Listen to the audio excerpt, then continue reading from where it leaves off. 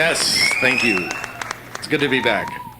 So, the summer came and went, and obviously I was never able to produce an official end to season 1, so here it is.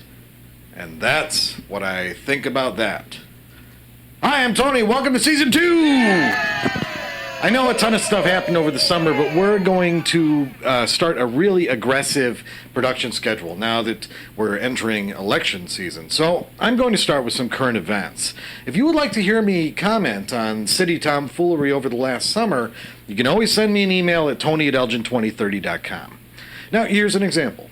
Why are we dumping almost $500,000 into a rope officer's house instead of spending it on, I don't know, almost anything else? $500,000, half of which comes from the budget and the other half comes from the riverboat. Now, this includes rebuilding 1.5 walls, new roof, new sewer, new doors and windows, and, of course, geothermal heating. You know, the same type of system that the new Sherman Hospital uses to cut their heating and cooling costs. Now, if you include the costs when the city purchased the property for $220,000, then this becomes quite the catch. Although it does lead me to wonder if this city council will treat our other historically important sites with the same relevance and open wallet, such as, and I'm using somebody else's words here, that pit of a zoo. Now, in the paper recently was an expanded article talking about some of the fallout after our fire chief resigns that's coming out of the city manager's office. And when I read that the city manager sees the resignation of the fire chief as an opportunity to analyze the current needs of the fire department, it made the hairs on the back of my neck stand up. And now we're seeing a rehash of that idea for a new city department called Public Safety. Now, some of what I read doesn't actually seem that bad. Sharing administrative personnel will mean that the fire department might actually have some access to administrative personnel, since the majority of those positions were eliminated some time ago. But what makes me nervous is how he talks about a new position that the police and fire chief would report to. This reminds me of the slash and burn of city staff to pay for some exorbitant raises given to some interns and corporate counsel. Of course, he does promise that the task force in charge of discussing these changes will be comprised of fire department and police officers, and that is a good thing. Councilman Rich Dunn will be sitting in on this council, or this committee, which is also a good thing. But maybe they could get a second councilman on there too. Maybe that councilman could even elect himself chairman, and they could spend the next 4 months arguing over whether to turn the fire department into a wetland instead of solving any real issues. But seriously, the idea that the city manager would hire someone to oversee the police and fire department completely negates any possibility to save money. And this is one of his main points, not mine. He also said that any future plans would definitely include a police and fire chief. So, if I can boil it all down, the city manager wants to streamline some functions of the police and fire department by combining administrative staff and adding a whole new level of bureaucracy called the Public Safety Department. Now, maybe I'm completely missing the boat. Maybe there is someone who has mastered the sciences of police and fire work, but how much do you think that person costs? And do you really think they're coming to Elgin? What my spider sense tells me is that this will end up being some unqualified crony who depends on both departments to do what they already know how to do and collects a nice salary every year from our tax dollars.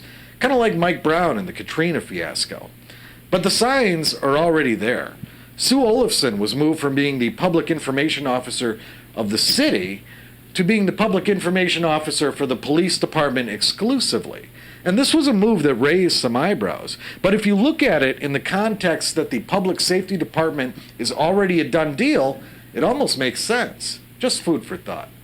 Now, on to something else I read recently. See if you can place the quote. Councilman Prigge was recently quoted as saying, quote, "The neighborhoods are still infected with this." Was he talking about toxic waste at 20 Jefferson? Insider dealing and Keystone Coppery at the city manager's office, or the number of calls made to the police department from Larkin Center? If you said Larkin Center, you're absolutely correct. Thursday, the Daily Herald published an article about the number of calls to the police department concerning Larkin Center, and so far this year, the total was up to about 800. And that seems like quite a bit until you actually read the article and Chief Swoboda's very cool comments on the subject, where he says that not every call requires a police visit and that Larkin must call the police if a resident is missing for more than 20 minutes.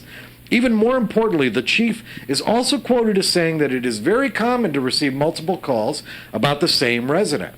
There was one call every day for the first 5 days of September, for example, and 3 of those were about the same resident. Now, the article itself was also about some residential changes that Larkin Center is making now to place residents closer to the city center as their behavior and dependability improves. And then you have the inevitable quote from Prigge, who has become Larkin's largest critic. Quote, "I want to be optimistic, but it is a lot of calls. A lot of calls. The neighborhood is still infected with this." Unquote. Infected. Roll those words around in your head. The neighborhood is still infected with this. And people criticize me for swearing. Even Councilman Gilliam had a quote that was semi-positive. Quote, "The numbers are down. They've made some dramatic changes." Unquote. I guess I should be happy that Prigge has alienated his buddies on the council to the point where they just let him twist in the wind. But is there anything this guy has done that makes people happy? The only time I see his name in the lights, it's to warn us of some impending doom. Infected, councilman? I've got a slightly different opinion of what we're infected with, and it rhymes with failure. I mean Prigge. You know, a while ago, someone asked me if some of the things happening at the city manager and council level were coming from a standpoint of Machiavellian expertise or incompetence. And I didn't have an answer then because I can personally see signs of both. But last week, I got a couple of letters in the mail that might contribute to that answer. I received a letter from the mayor's desk. Actually, I received 3 letters from the mayor's desk addressed to the same people and containing the same letter. It was an endorsement in extolling the virtues of Keith Farnham and how we should all vote for him. Now, the next day I received a letter from the desk of Councilman Stephan on the same subject. Now, this bothers me for a couple of reasons, the most glaring of which is that with the exception of an additional paragraph, the mayor's letter and Councilman Stephan's letter were exactly the same. Now, maybe it's just me, but you guys work for the same team, yeah? Maybe you didn't have 20 minutes to sit down and compose your own effort, but a phone call would have prevented these carbon copies from appearing. It's like you guys were cheating off each other's papers on a Keith Farnham test. Now, not having the time or interest to compose something in your own words kind of negates any endorsement you could give. But what really bothers me is when our local city officials represent themselves in a partisan politics way. The issues that Elgin has to deal with transcend something as petty and arbitrary as whether you're a Democrat or a Republican. And now, what happens if Ruth Munson wins? Isn't it logical to say that she might not be quite as interested in supporting a council that decided it was more important to represent their party over what maybe they should have been thinking about? All other things aside, I expected more from both of you. Now, my official Elgin 2030 endorsement goes something like this. Meet the candidates. They're both very down-to-earth and easy to talk to. Find out where they stand on things and vote based on what's important to you. Everyone can see what partisan politics is doing to the country at the national level. If we break down into Democrat versus Republican at the Elgin level, we might as well turn the entire city into a skate park and move to South Elgin. Anyway, it's time for the first Elgin 2030 contest! When I was thinking about season 2, I decided it was time to come up with some new puppet ideas, which you'll be seeing as things move along. So fill in the following Mad Lib and send it to me at tony@elgin2030.com. City position was looking for a way to spend adjective money on something adjective.